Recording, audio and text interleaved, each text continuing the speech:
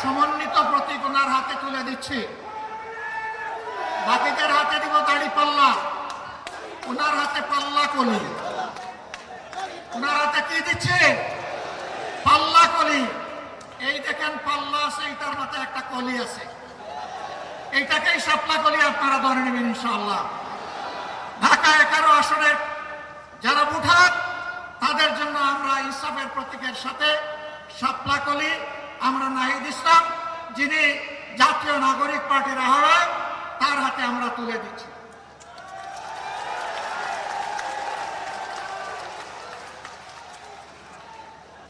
একটা হাবুট হচ্ছে পরিবর্তনের আকাঙ্ক্ষায়, ঘুরে ধরা রাজনীতির কাঠামো পরিবর্তন করার আকাঙ্ক্ষায় জনগণ মুখী আছে, এই জন্য জনগণ গণভোটে হা বলবে ইনশাআল্লাহ। আপনারা কি হা ভোটের পক্ষে লড়াই করে যাবেন? দ্বিতীয় হা হচ্ছে দেশের সার্বভৌমত্ব এবং স্বাধীনতা, শিশু থেকে আবাল বৃদ্ধ বনিতা,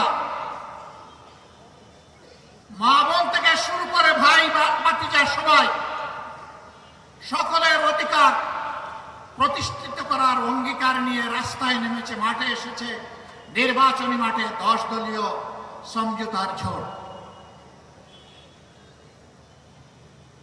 এই 10 দলকে বিজয়ী করার মানে হচ্ছে আধিপত্যবাদের বিরুদ্ধে হা ভোট। এর অর্থ হচ্ছে চাঁদাবাজের বিপক্ষে হা ভোট।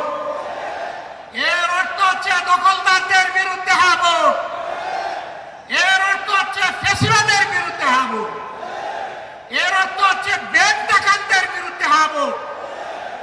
এর অর্থ হচ্ছে মা বোনদের ইজ্জতের উপর যারা হাত দেয় তাদের বিরুদ্ধে হা ভোট।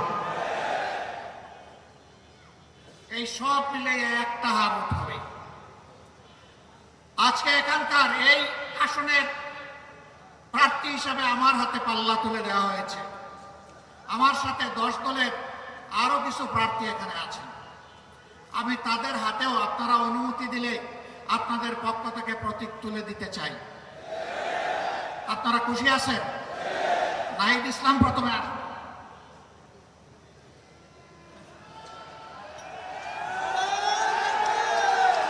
ওনাকে